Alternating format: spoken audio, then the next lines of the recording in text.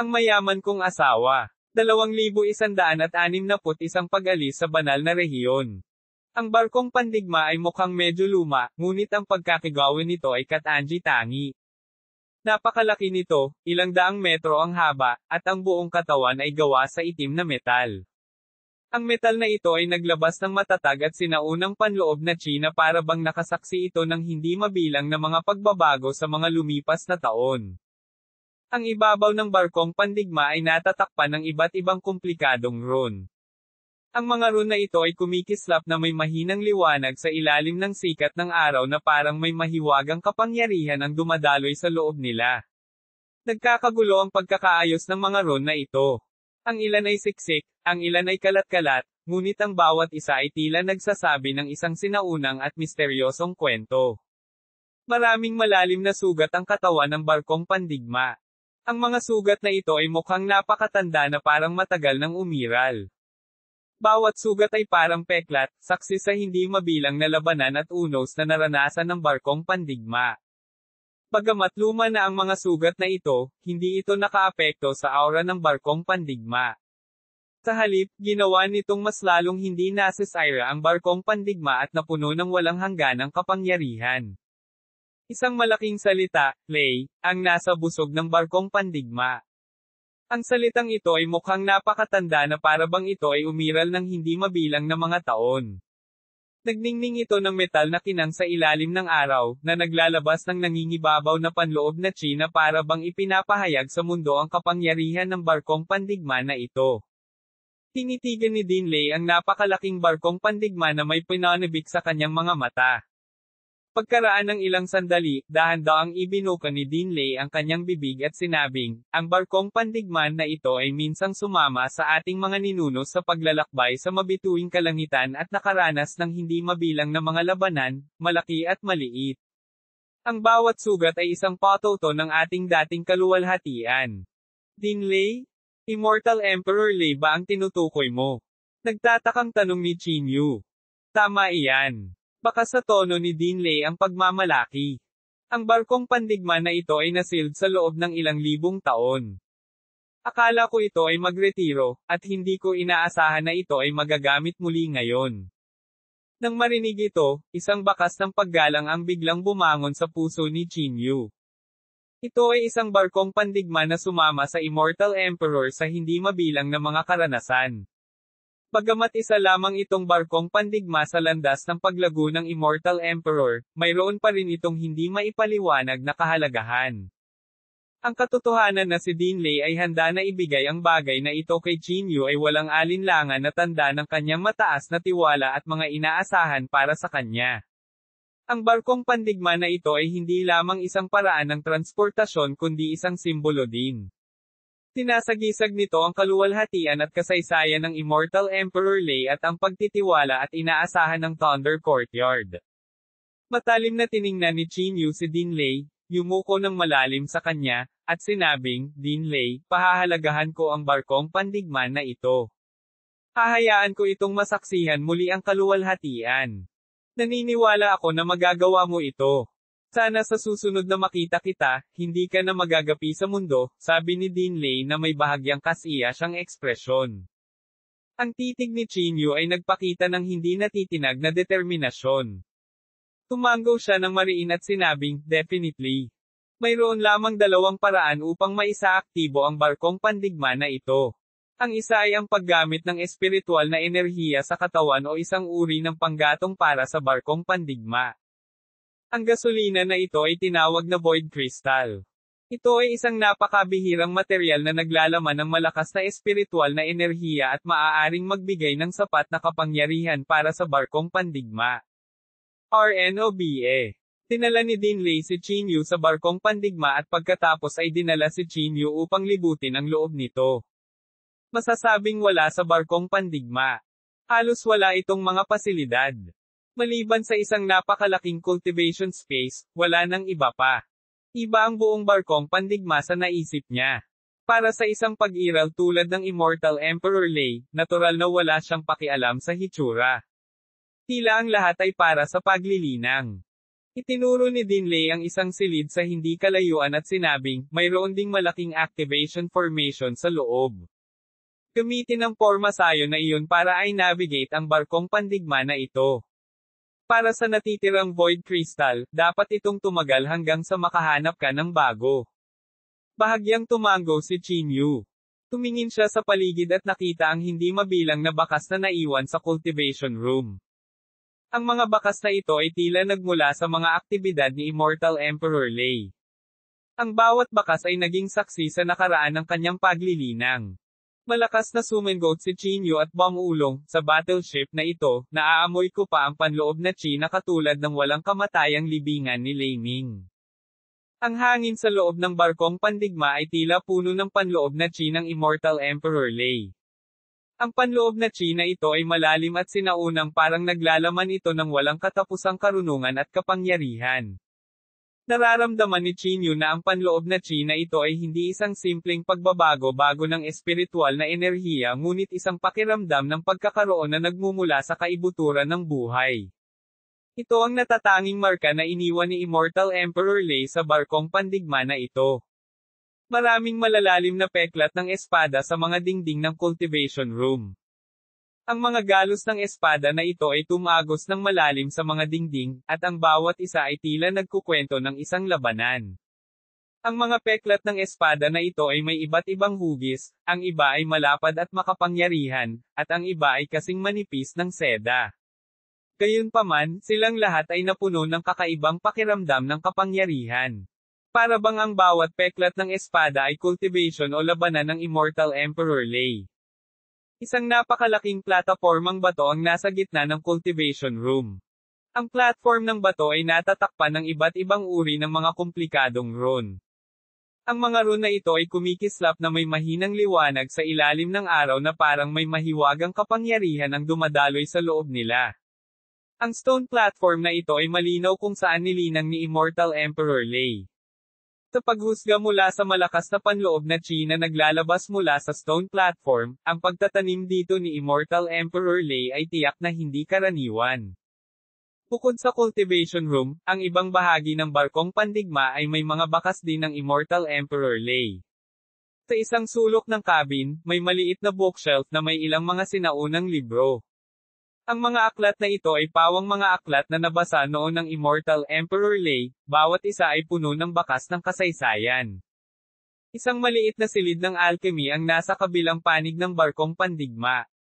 Napuno ng lahat ng uri ng alchemy tool ang loob ng silid. Minsan nang ginamit ni Immortal Emperor Lei ang mga tool na ito, at bawat isa ay puno ng kanyang panloob na chi.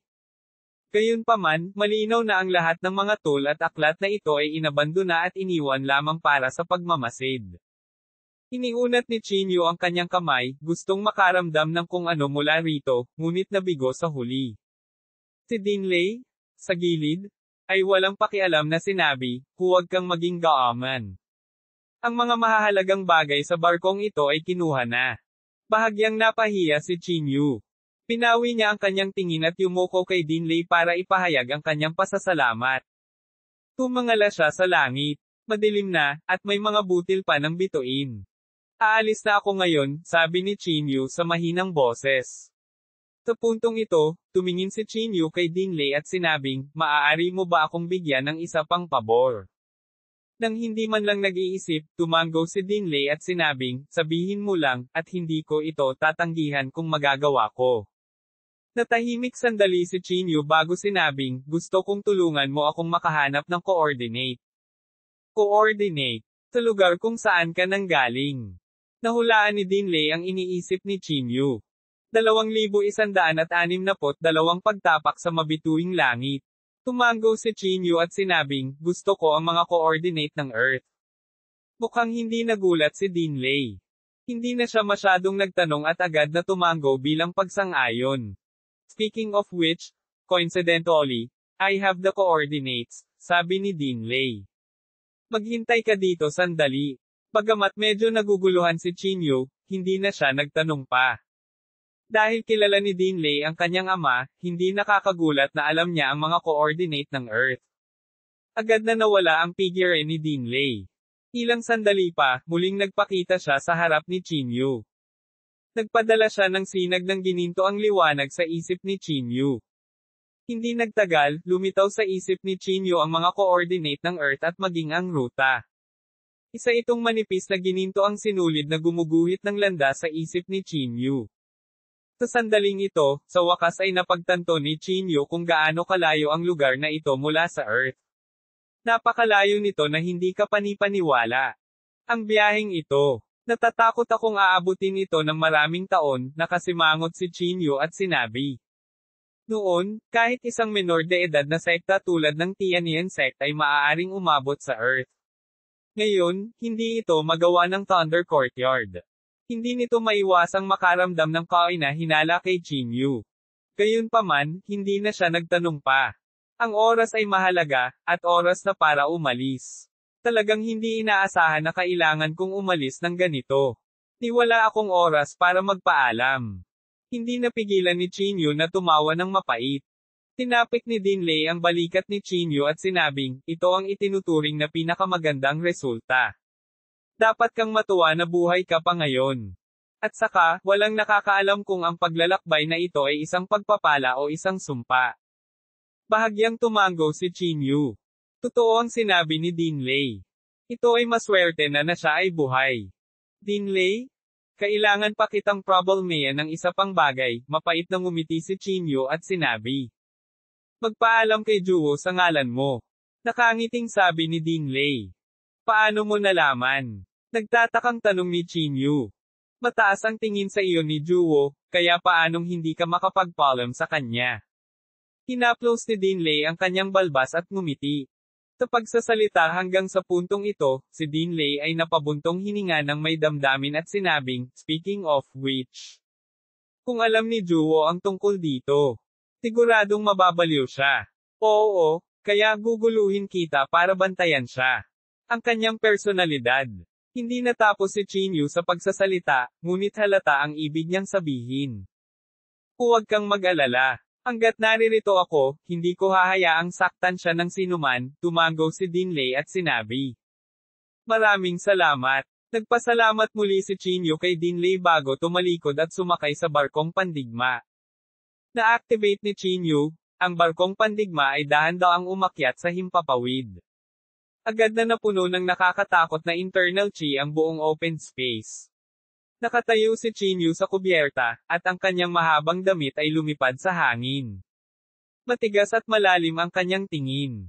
Nararamdaman niya ang napakalaking kapangyarihan na hatid ng barkong pandigma, at napuno ng pananabik at determinasyon para sa hindi kilalang mundo ang kanyang puso. Ang barkong pandigma ay dumausda sa mga ulap, nakahawig ng isang nakasisilaw na bituin na tumatagos sa kalangitan sa gabi. Mabilis na nagbago ang lahat. Napatingin si Chinyu habang unti-unting lumalayo ang lupain sa ibaba.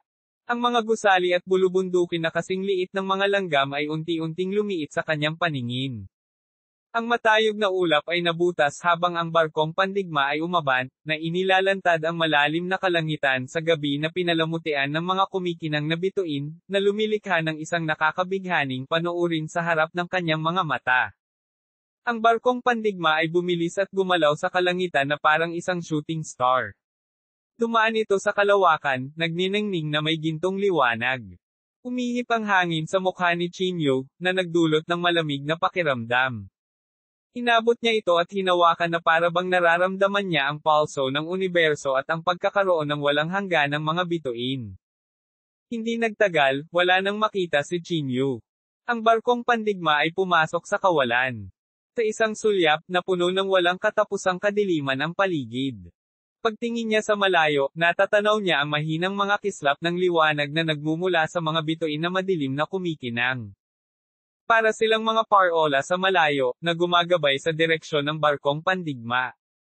Tinitigan ni Chinyu ang mga bituin na iyon, iniisip ang mga kalawakan at ang pagkakaroon ng buhay na kinakatawan nila. Hindi niya maiwasang mahulog sa malalim na pag-iisip. Sa sandaling ito, ang emosyon ni Chinyu ay sobrang komplikado. Hindi niya maisip na umalis ng banal na rehiyon ng ganito. Hindi niya alam kung kailan niya muling makikilala ang mga matandang kaibigan na iyon. Ang 100 taon ay maaaring hindi gaanong mahalaga sa mga magsasaka, ngunit sa Golden Age, walang nakakaalam kung ano ang mangyayari sa 100 taon. Ang barkong pandigma ay nagpatuloy sa paglipad, na dumadaan sa mga kalawakan at nebula, na lumipad sa malawak na universo. Bawat paglukso ay nagdadala ng pagkamangha at pagkamangha. Nakita ni Chinyu ang mga makukulay na galaksi, ang kakaibang tanawin ng mga planeta, at ang magkakaibang anyo ng buhay. Ang ilang mga planeta ay napapaligiran ng makikinang na halos, habang ang ilang mga kalawakan ay naglalabas ng mahiwagang pagbabago-bago ng enerhiya. Naging malabo ang oras sa universo. Hindi na tumpak na naramdaman ni Chinyu ang paglipas ng panahon. Siya ay nahuhulog sa mga kababalaghan ng sansinukob, hinahawakan ang walang katapusang mga posibilidad at hindi kilalang mga lihim. Sa sandaling ito, isang napakalaking barkong pandigma ang biglang lumitaw sa hindi kalayuan, na hamarang sa daraanan ni Chinyu.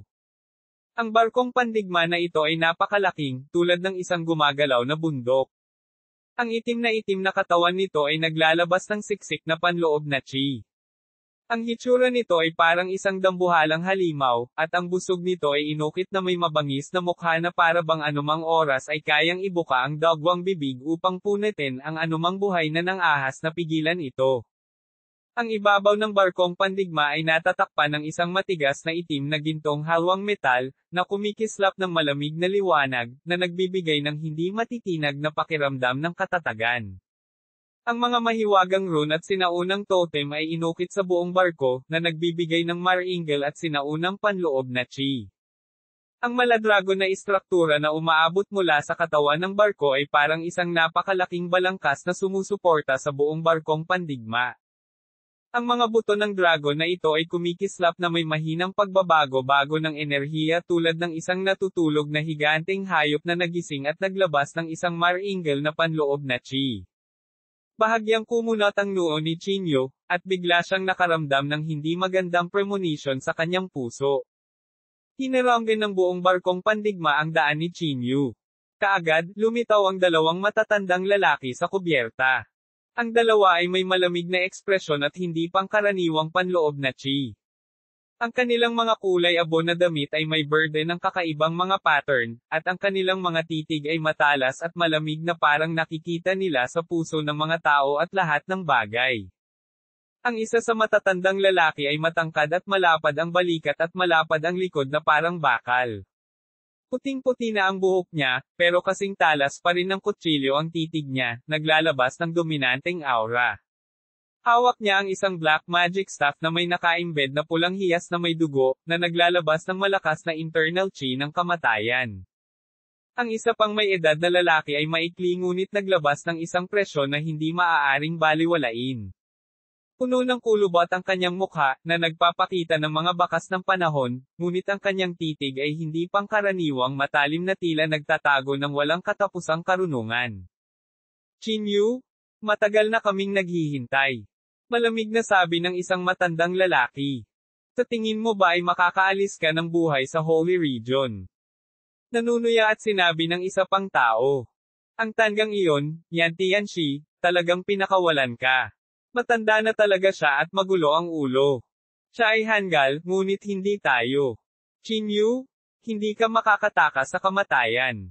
Ang panloob na chi ng dalawang matatandang lalaki ay kumalat sa mabituing kalangitan, na nagdadala sa kanila ng matinding pressure na nagparamdam kay Chinyu na siya ay nasa isang hindi maiiwasang suliranin. Bahagyang nagbago ang ekspresyon ni Chinyu.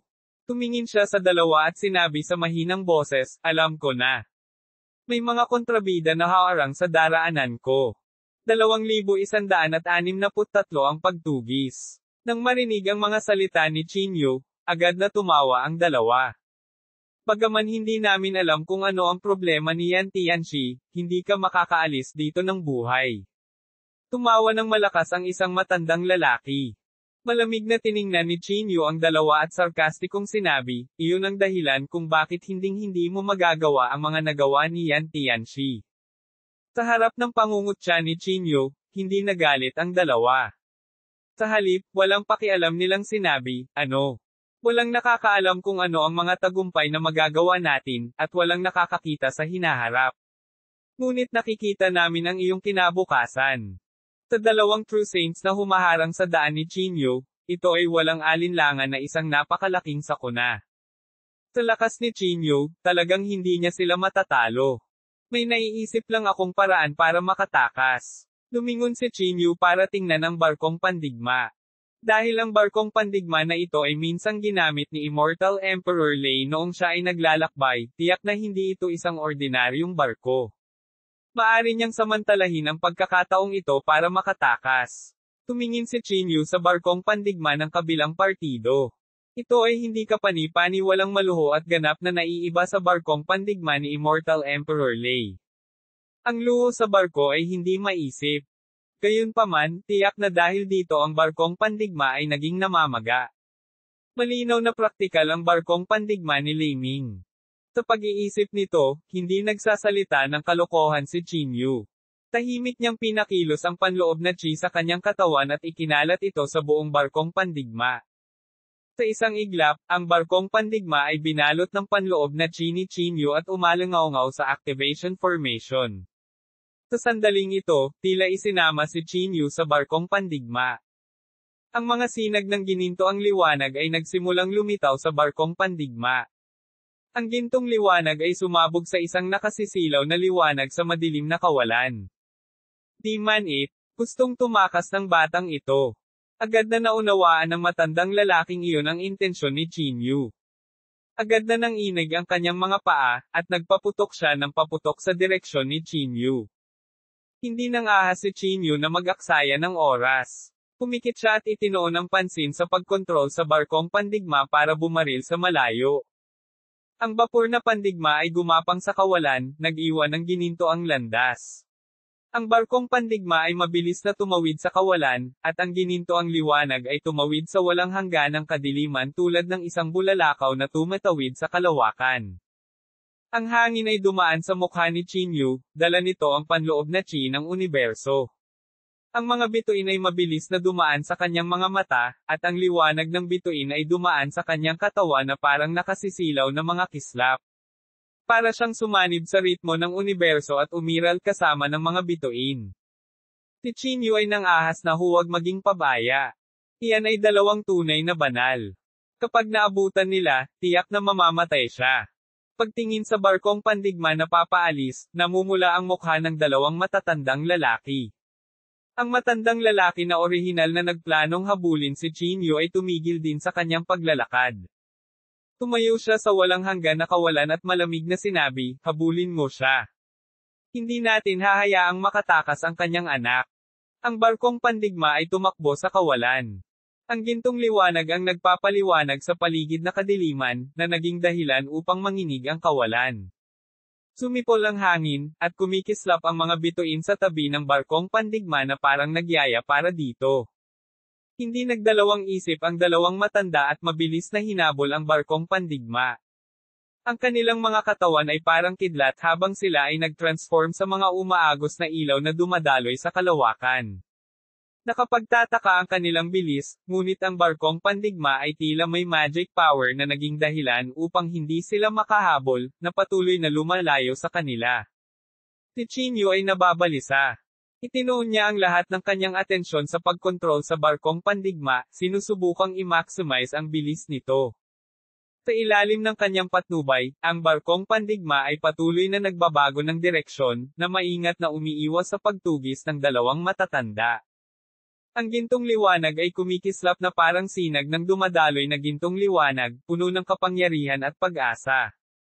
Gayunpaman, ang dalawang matanda ay masyadong makapangyarihan.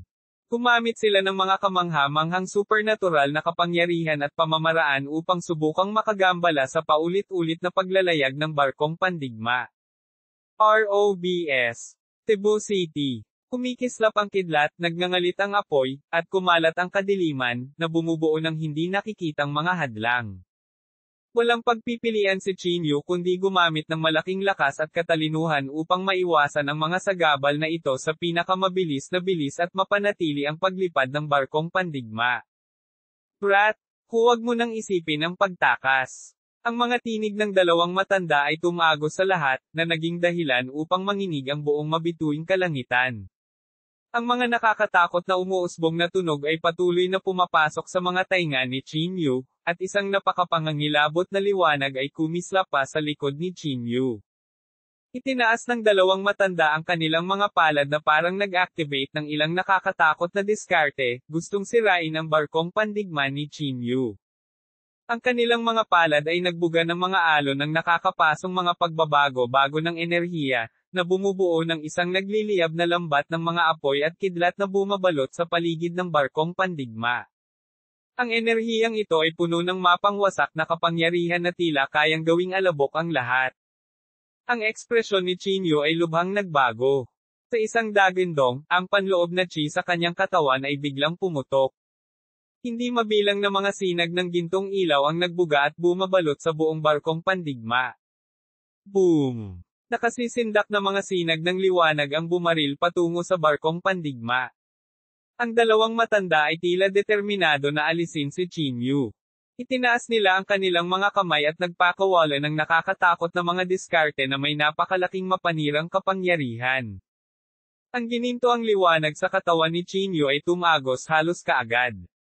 Sa paglitaw ng mga bitek, ang gintong liwanag ng buong barkong pandigma ay ganap na naglaho. Ang ekspresyon ni Chinyu ay lubhang nagbago. Ang nakakatakot na liwanag na iyon ay dumiretso sa barko. Klang! Nakakabingi ang nakakatakot na tunog, at ang buong barkong pandigma ay binalot ng nakakatakot na panloob na chi na iyon. Pinalot ng mapanirang kapangyarihan ang barkong pandigma at patuloy na naglalabas ng nakakatakot na tunog. Ang buong barkong pandigma ay patuloy na nanginginig, at si Chinyu ay nakaramdam ng hindi pa nagagawang presyon.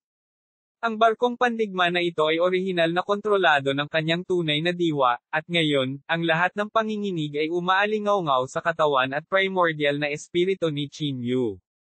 Nahihilo lang si Chinyu, at gulong-gulo ang kanyang isip. Muntik na siyang mawala ng kontrol sa barkong pandigma. Gayunpaman, siya ay nagngangalit ng kanyang mga ngipin at umasa sa kanyang malakas na paghahangad upang kontrolin ang barkong pandigma ng may kahirapan. Sa sandaling ito, ang barkong pandigma ni Lei Ming sa wakas ay nagpakita ng lakas nito. Hindi alam kung anong nakakatakot na materyales ang ginamit sa paggawa ng barkong pandigma na ito. Ang nakakatakot na liwanag ay nag-iwan ng mga sugat sa barkong pandigma, ngunit walang mga palatandaan ng pagbagsak nito. Nang makita ang eksenang ito, ang puso ni Chinyu ay agad na nag-alab sa pag-asa. Ang barkong pandigma ni Immortal Emperor Lei ay talagang tumyupad sa reputasyon nito. Hanggat hindi nawasak ang barkong pandigma, makakaasa si Chinyu sa kanyang bilis upang takasan ang pagtugis na ito. Huminga ng malalim si Chinyu. Kinokontrol niya ang barkong pandigma ng buong lakas at bumaril pasulong sa napakabilis na bilis. Ang bilis ng barkong pandigma ni Lei Ming ay napakabilis. Ito ay hindi isang bagay na maihahambing ng dalawang matanda.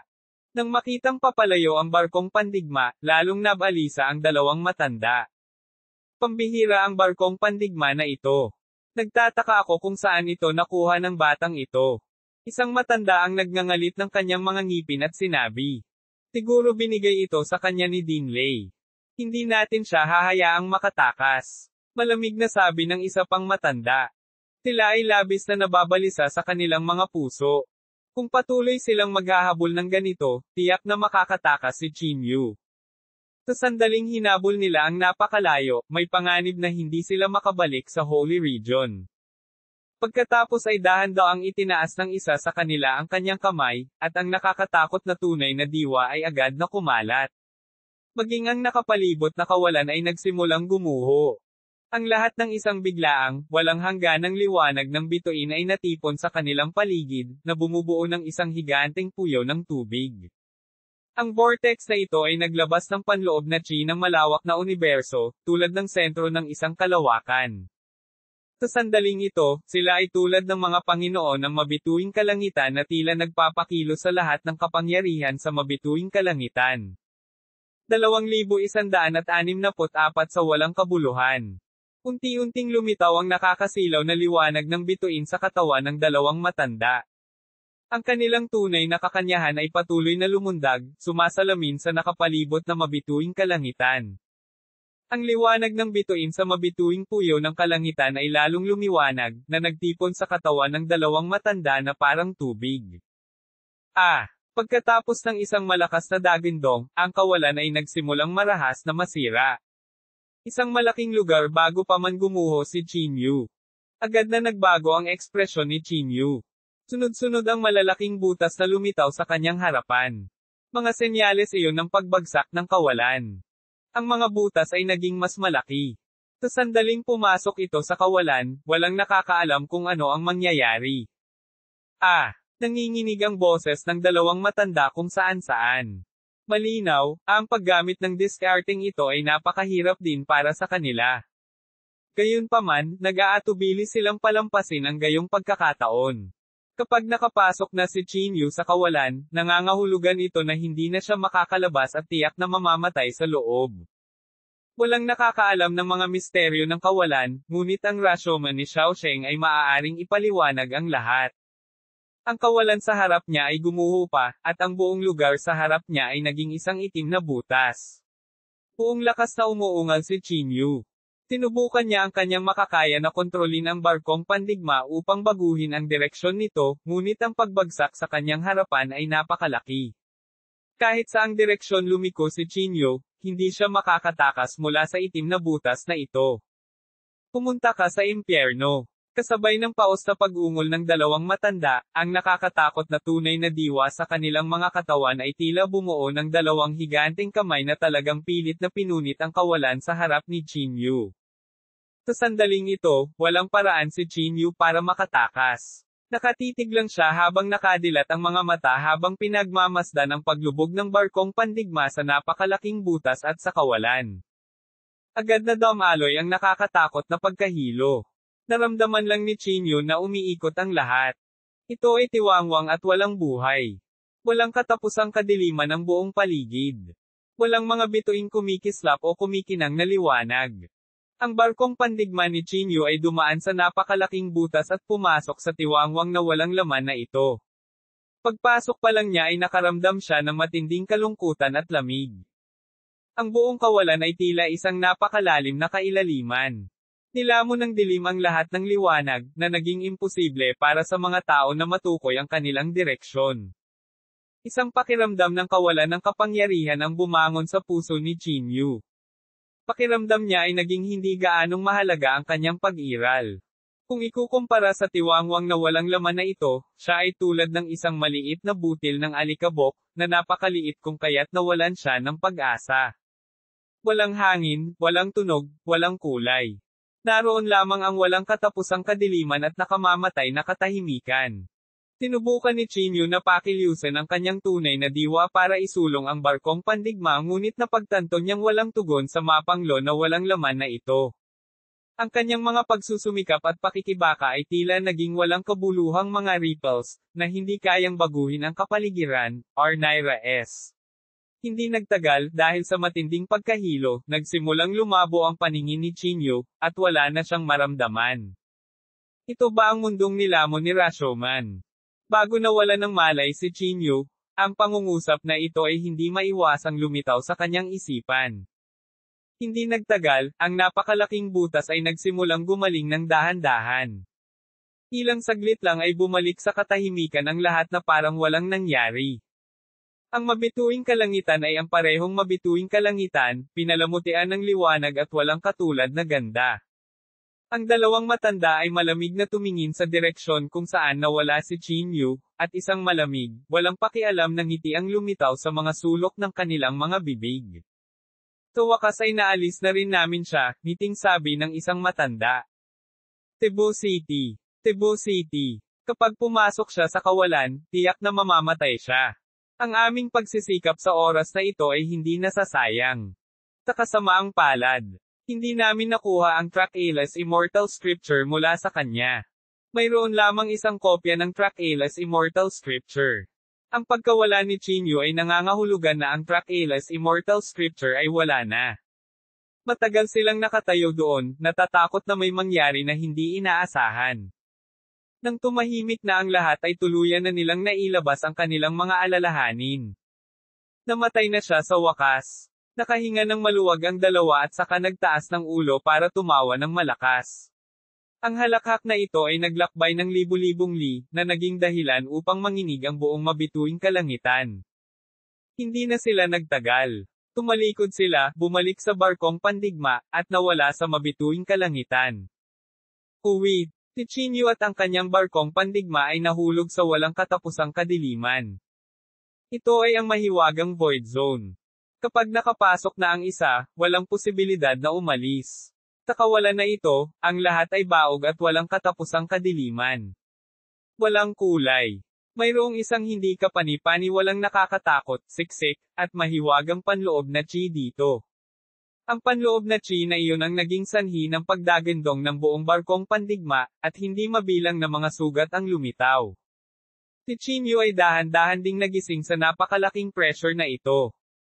Nang imulat niya ang kanyang mga mata, wala siyang makitang malinaw. Parang walang pinagkaiba ang pagbukas at pagpikit niya rito. Ang kawalan ay napakaitim, walang bakas ng liwanag at anumang bakas ng materyal na pag-iral. Walang air current o sound transmission sa paligid. Parang isang tahimik na lugar na nakahiwalay sa mundo. Naramdaman ni Chinyu na siya ay nasa isang walang katapusang, walang hangganang espasyo. Wala siyang sense of direction at hindi niya matukoy ang mga posisyon ng pataas, pababa, kaliwa, at kanan. Ang kanyang pag-iral ay tila nilamon ng kawalan na ito. Ang balangkas ng kanyang katawan ay unti-unting lumabo at sumanib sa walang katapusang kadiliman. Sa mapanglo na kawalan na ito, nadama ni Chinyu ang matinding kalungkutan at kawalan ng kapangyarihan. Naging mahirap ang kanyang paghinga na tila nilalamon ng hangin sa kawalan na ito. Siya ay nakahiwalay sa isang nakamamatay na katahimikan. Walang tanawin, walang bituin, at walang palatandaan ng buhay sa paligid. Ang kawalan na ito ay parang nakalimutang sulok, iniwan ng panahon at tuluyang nababalot sa dilim at katahimikan. Sinubukan ni Chinyu na pakilusan ang kanyang tunay na diwa upang magpalabas ng liwanag, ngunit ang kanyang mga pagsisikap ay tila hinihigop ng kawalan na ito, at walang tugon. Nadama niya na ang kanyang kapangyarihan ay naging hindi gaanong mahalaga at hindi na mababago ang estado ng pagkatiwangwang. Naging malabo ang oras sa kawalan. Walang salaitan sa pagitan ng araw at gabi, walang konsepto ng oras. Naramdaman ni Chinyu na siya ay nakulong sa walang hanggang kadiliman, at ang oras ay naging walang katuturan. Ang kanyang mga iniisip ay unti-unting tumahimik, na nag-iiwan lamang ng kawalan ng kakayahan at kawalan ng pag-asa patungo sa kamatayan. Nilamon ng kawalan na ito ang kanyang pag-asa at kalooban, at unti-unting nawala ang sarili sa tiwangwang na mundong ito. Sa sandaling ito, nagsimulang bumawi ang pananaw ni Chinyu. Naramdaman na lang niya na ang kanyang katawan ay idiniin pababa ng isang napakabigat na internal chi, na nagdulot sa kanya ng hindi mabata na sakit. Tuloy-tuloy ang mga bitik sa kanyang katawan. Grabe, nakakatakot. Pressure. Nahihirapang bumigkas si Chinyu ng tunog, ngunit pagkatapos bigkasan ang tunog, diretso itong napalunok at walang natira. Walang nakakaalam sa pinanggalingan nitong mabigat na panloob na chi, ngunit ang malakas na mapang-ipong pakiramdam nito ay isang bagay na kahit ang pisikal na katawan ni Chinyu ay hindi kayang labanan. Buzz! Sa sandaling ito, ang banal na damit ni Wuji sa katawan ni Chinyu ay naglalabas ng mga sinag ng liwanag, na lumalaban sa panloob na chi na ito. Ang divine robe ni Wuji ay walang katulad na kapangyarihan, ngunit sa ilalim ng panloob na chi na ito, unti-unti itong lumabo. Ang pisikal na katawan ni Chinyu ay patuloy pa ring bumagsak. Kung hindi dahil sa divine robe ni Wuji sa kanyang katawan, malamang na matagal nang naging isang tumpok ng meat paste si Chinyu. 2,165 ang walang katapusang void. Kinagat ni Chinyu ang kanyang mga ngipin sa kahirapan. Inipon niya ang lahat ng kanyang lakas sa banal na damit ni Wuji, sinusubukang labanan ang siksik na presyon na ito. Ang liwanag na ibinubugan ng banal na damit ni Wuji ay unti-unting lumakas, na bumubuo ng isang malakas na pagtutol laban sa siksik na panloob na chi. Naramdaman ni Chinyu na gumaling ang mga bitek sa kanyang katawan. Ang kanyang pisikal na katawan ay nagsimulang mag-condense muli at naging malakas. Gayunpaman, ang mabigat na presyon ay nagparamdam pa rin kay Chinyu ng walang katulad na sakit at panlulumo. Pakiramdam niya ay idiniin siya ng isang napakalaking bundok, hindi makahinga. Sa kawalan na ito, naramdaman ni Chinyu ang isang napakalaking panganib. Alam niyang kailangan niyang hanapin ang pinanggagalingan ng buhay sa lalong madaling panahon. Kailangan niyang humanap ng pagkakataong makatakas mula sa mapanglo na kawalan na ito. Kinagat ni Chinyu ang kanyang mga ngipin at pinakilos ang kanyang tunay na kakanyahan, inipon ang lahat ng kanyang lakas at sinubukang lagpasan ang mga tanikala ng kawalan na ito. Ginamit ni Chinyu ang kanyang tunay na diwa ng buong lakas. Ang kanyang banal na damit ay nagbuga ng nakasisilaw na liwanag. Sinubukan niyang gamitin ang kanyang pinakadakilang lakas upang masira ang mga tanikala ng kawalan. Nagpakawala siya ng mga alon ng nakakapasong liwanag, umaasang mapunit ang dilim. Gayunpaman, kahit anong pilit niya, ang kawalan ay tila hindi natitinag sa kanyang mga pagsisikap. Ang kanyang kapangyarihan ay parang isang patak ng tubig na nahuhulog sa dagat sa kawalan, napakaliit kaya't nawala ng pag-asa ang mga tao. Si Chinyu ay ayaw sumuko. Sinubukan niyang gumamit ng iba't ibang paraan. Nagpakawala siya ng nakakapasong apoy upang mag-trigger ng malalakas na pagsabog, ngunit nilamon ng kawalan ang lahat. Sinubukan niyang kontrolin ang oras at espasyo, ngunit ang panghihimasok ng kawalan ay naging dahilan upang mabaigo ang mga kapangyarihang ito na gumana ng tuloy-tuloy. Sa paglipas ng panahon, ang mga pagsisikap ni Chinyu ay naging mas mahirap, at ang kanyang katawan ay nagsimulang magpakita ng mga palatandaan ng pagkapagod. Ang kanyang mga mata ay nagpapakita ng determinasyon at pagpupursige, ngunit sa parehong oras, mayroong isang pahiwatig ng kawalan ng pag-asa at kapaitan.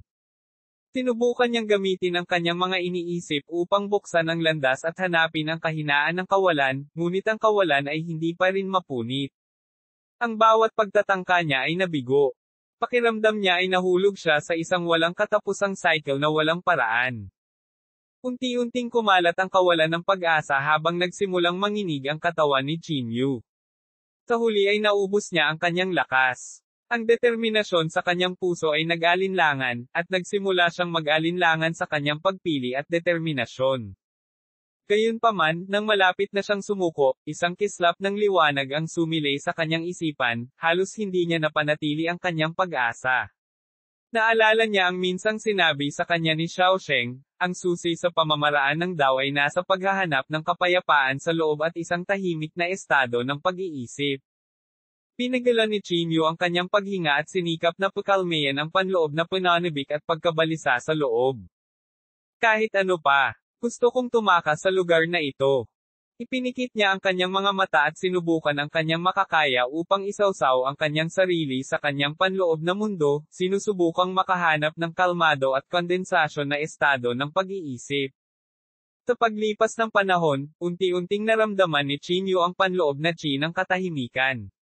Ang kanyang estado ng pag-iisip ay unti-unting naayos na para bang bumalik siya sa simula ng kanyang paglilinang. Sinimulan niyang maramdaman ang kapangyarihan sa kanyang puso. Ito ay isang kapangyarihan na lumaban sa kawalan. Muling iminulat ni Chinyu ang kanyang mga mata habang ang estado ng pag-iisip sa kanyang isipan ay namuo. Puno ng determinasyon ang kanyang titig.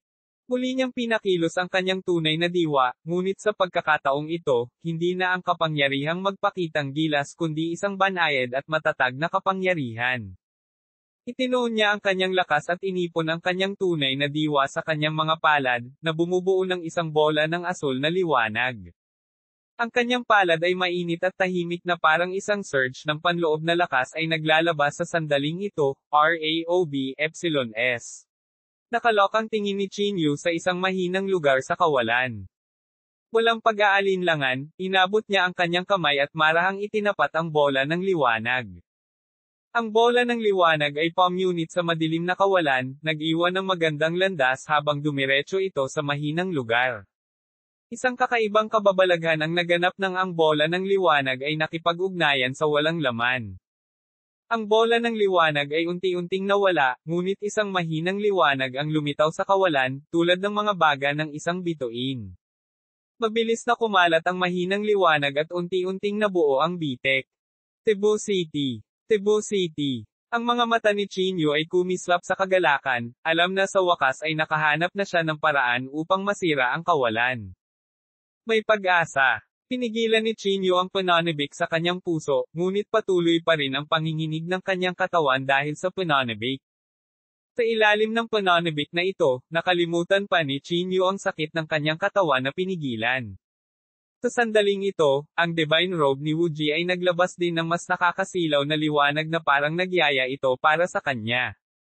Ang nakakatakot at siksik na panloob na chi sa paligid niya ay muling tumama sa kanyang mukha na para bang gusto nitong idiin ng tuluyan si Chinyu sa lupa. Ngunit ngayong may pag-asa na siya, hindi na pinapansin ni Chinyu ang sakit sa kanyang katawan. Itinuon niya ang lahat ng kanyang lakas, itinanim ang kanyang tunay na diwa sa kanyang mga palad, at pagkatapos ay itinulak ng malakas. Buong lakas na itinulak ni Chinyu ang bitek, umaasang makakawala ng tuluyan sa mga tanikala ng kawalan.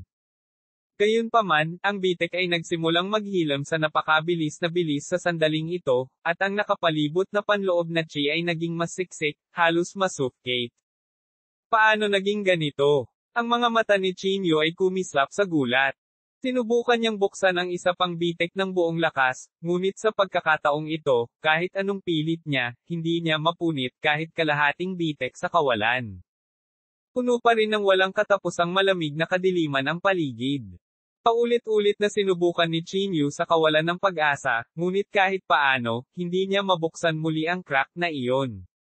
Lalong lumakas ang pagbubuklod ng kawalan, at ang siksik na panloob na chi ay halos madurog siya ng buo. Ang bawat pagtatangka ay nabigo. Ang lakas ni Chinyu ay unti-unting nauubos. Ang kanyang katawan ay nagsimulang manginig, hindi na makayanan ang presyon ng kawalan. Nabalot ng kawalan ng pag-asa ang kanyang puso. Pakiramdam niya ay hindi na niya matatakasan ang mapanglo na kawalan na ito. Napuno ng pagod at pagkabigo ang kanyang mga mata, at napalitan ng kawalan ng pag-asa ang kanyang determinasyon at pagpupursige. Bakit hindi ako makalusot sa kawalan? Umungol si Chinyu, ang kanyang boses ay puno ng kawalan ng lakas at sakit. Walang katapusang kadiliman sa paligid, at wala siyang makitang malinaw. Ang pamamaraan ng Dao dito ay nagsimulang maglaho. Ang sariling Dao teknik ni Chinyu ay nabura din. Nagsimulang maglaho ang lahat sa isang iglap. Ang natitira kay Chinyu ay tila ang kanyang kakaibang pangangatawan. Si Chinyu ay nasa bingit ng pagbagsak, at ang sakit na iyon ay nagsimulang tumama sa kanya na parang hinihiwalay siya nito. Naikuyom ni Chinyu ang kanyang mga kamao ng mahigpit. Parang langaw na walang ulo, tuloy-tuloy niyang ibinaba ang mga kamao sa kawalan. Gayunpaman, sa bawat oras na sumuntok siya, wala talaga. Ito ay isang walang katapusang kawalan kung saan wala siyang mahawakan. Ang malamig na kawalan ng pag-asa na ito ay sapat na upang basagin ang lahat ng pananampalataya ng isang tao. Bumagsak ang estado ng pag-iisip ni Chinyu. Nagsimula siyang magduda sa sarili niyang lakas at halaga.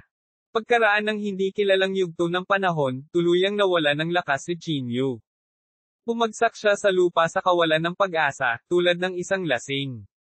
Nakahiga si Chinyu sa lupa sa himpapawid, nakatitig sa madilim na kalangitan sa itaas niya na may walang magawang ekspresyon. Puno ng kawalan ng pag-asa ang kanyang puso. Makukulong ba ako dito magpakailanman?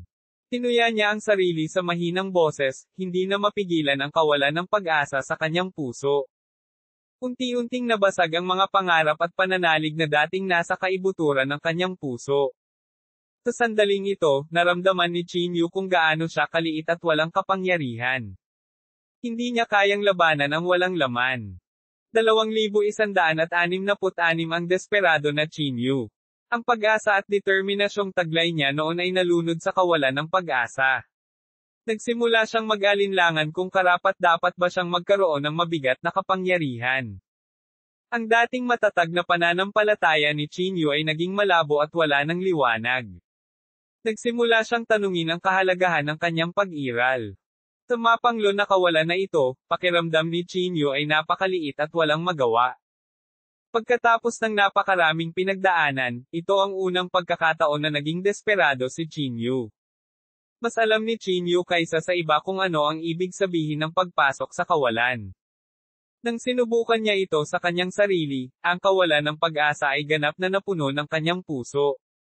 Marahil, ito ang aking kapalaran. Nakulong ako sa walang katapusang kadiliman na ito, hindi makatakas magpakailanman, mahinang ungol ni Chinyu, ang kanyang puso ay puno ng kawalang sigla at kawalan ng pag-asa. Matagal nang naglaho ang matayog niyang adhikain, napalitan ng kahungkagan at kalituhan. Pakiramdam niya ay nawala ang kanyang direksyon at layunin, at wala siyang nakita kundi kadiliman sa hinaharap, kapwa sa kasalukuyan at sa hinaharap. Ang kanyang pagnanais at paghahangad ng kalayaan ay nasira ng malupit na katotohanan. Nagsimula siyang sumuko, binitawan ang paghahangad ng kanyang lakas, binitawan ang pag-asa na makatakas sa kawalan. Nadama ni Chinyu na siya ay nakatadhana na makulong sa walang hanggang kawalan na ito, maging bahagi ng walang katapusang kadiliman. Marahil ang mga nilamon ni Rashomon ay may kaparehong pag-iisip sa akin. Pulong ni Chinyu, wala ng emosyon sa kanyang tono. Ipinikit ni Chinyu ang kanyang mga mata ng mahina at nahulog sa nakakawalang pag-asa na katahimikan. Pakiramdam niya ay unti-unting nawawala ang kanyang pag-iral, at wala na siyang lakas at tapang na harapin ang kapanglawan na ito. Ang lahat ng pagsusumikap at pagpupursage na kanyang inilagay, lahat ng mga pangarap at pag-asa na mayroon siya, ay naging mga bula sa sandaling ito, na nag-iiwan lamang ng walang katapusang kawalan ng pag-asa. Ang kawalan ng pag-asa ang naging pundasyon ng kanyang puso. Pakiramdam ni Chinyu ay tuluyan na siyang nawalan ng pag-asa. Ang kanyang kaluluwa ay nakalubog sa madilim na karagatan, hindi makahanap ng daan palabas. Ang kanyang paghinga ay naging mahina at walang lakas. Pakiramdam niya ay nawala na sa kanya ang lahat at wala nang dapat ituloy. Lumipas ang oras ng tahimik sa kawalan. Nakahiga si Chinyu sa lupa na parang isang inabandonang pupay, nawawala ng sigla. Sa kawalan ng pag-asa na ito, unti-unting nawala ang kaluluwa ni Chinyu. Pakiramdam niya ay hindi na niya mahanap ang lakas ng loob at pag-asa na mayroon siya noon. Lubhang bumalot sa kanyang puso ang kawalan ng pag-asa, at nilunod siya ng walang katapusang kadiliman. Hindi na niya kayang harapin ang lupit ng realidad. Hindi na niya kayang harapin ang kanyang kawalan ng kapangyarihan at kawalang halaga. ANBEPSILON-S.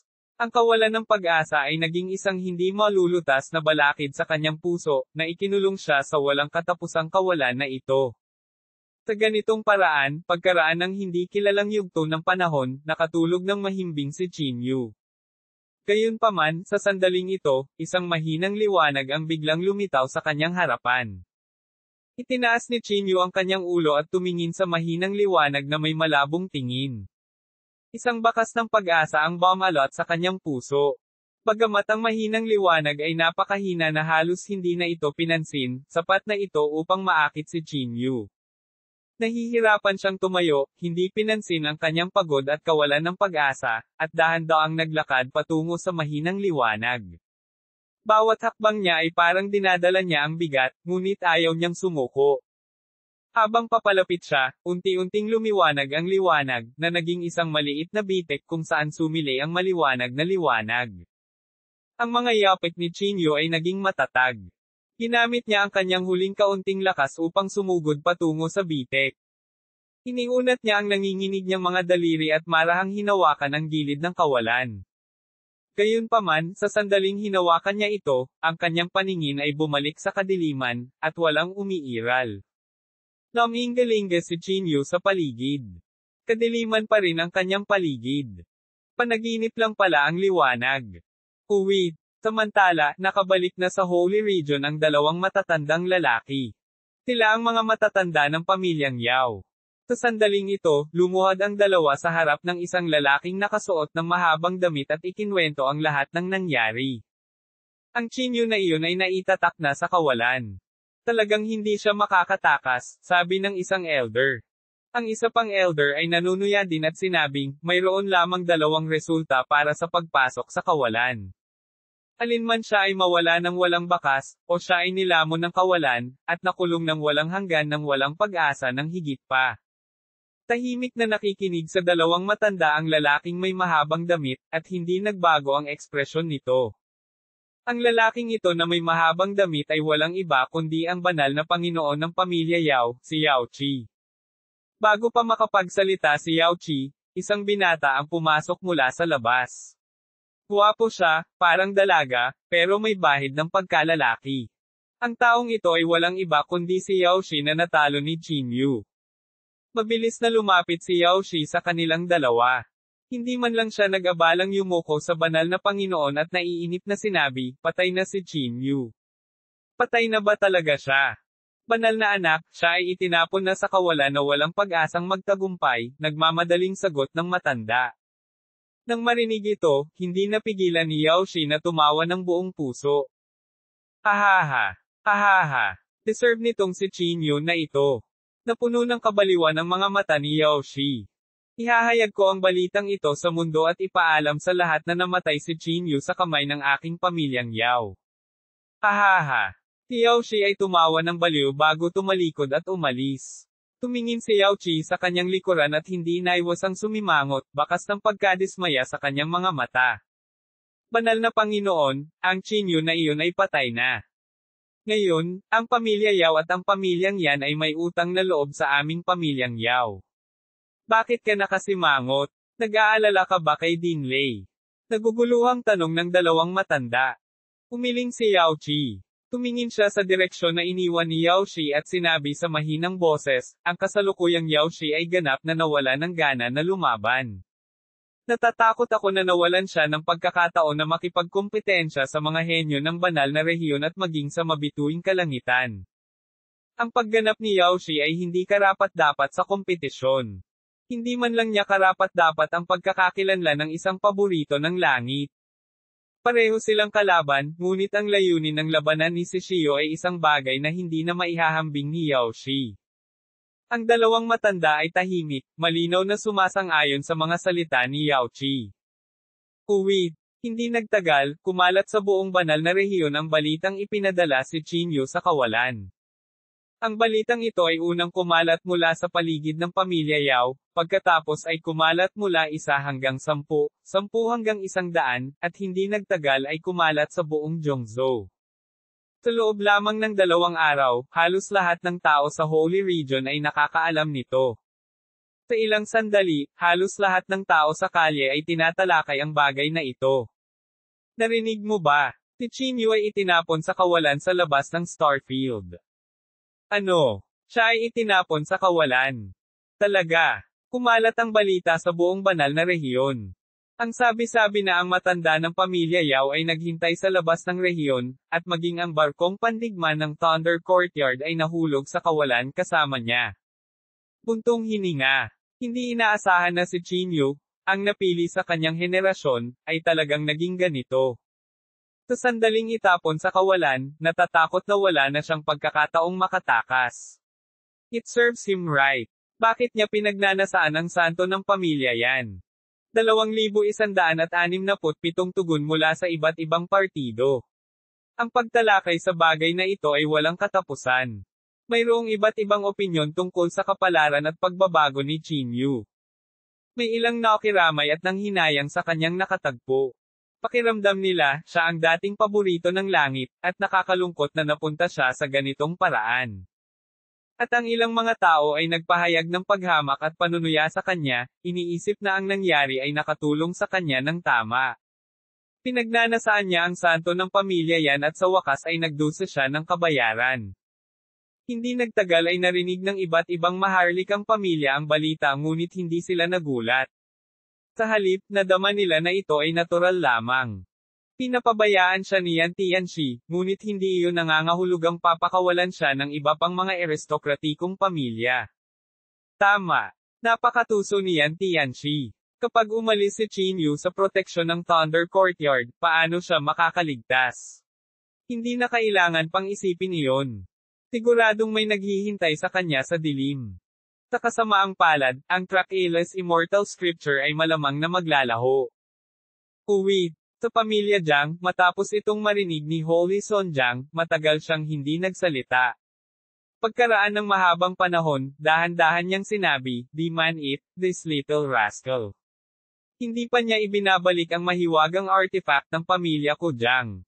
Sa kabila ng kanyang mga sinabi, ang kanyang tono ay puno ng kalungkutan. Para siyang naaawa sa pagkawala ng paborito ng langit. Nang mabalitaan ito ni Saint Gu, nabigla rin siya, ngunit hindi nagtagal ay nakabawi siya. Hindi ibig sabihin na hindi ka na makakalabas pagkatapos pumasok sa kawalan, sabi ni Saintes Gu sa mahinang boses. Tiaoshi, sa tabi niya, ay tumawa ng malakas at sinabing, talagang mataas ang tingin mo sa kanya.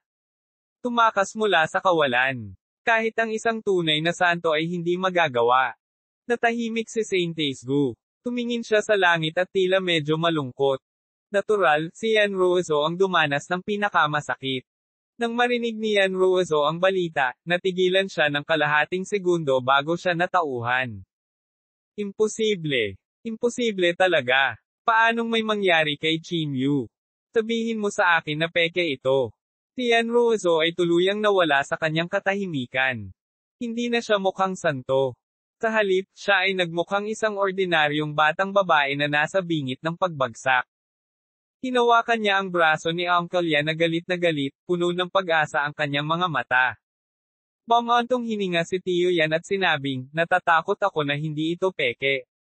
Si Qin Yu, malamang na ipinadala siya sa kawalan. Mapatla ang mukha ni Yan Ruozo. Si Qin Yu ay kanyang minamahal, at ngayon. Nang marinig ni Yan Ruozo ang mga salita ni Uncle Yan, parang tinamaan siya ng isang malakas na suntok. Ang kanyang mga kamay ay nagsimulang manginig, at ang mga luha ay hindi mapigilan. Hindi, imposible. Paano si Qin Yu?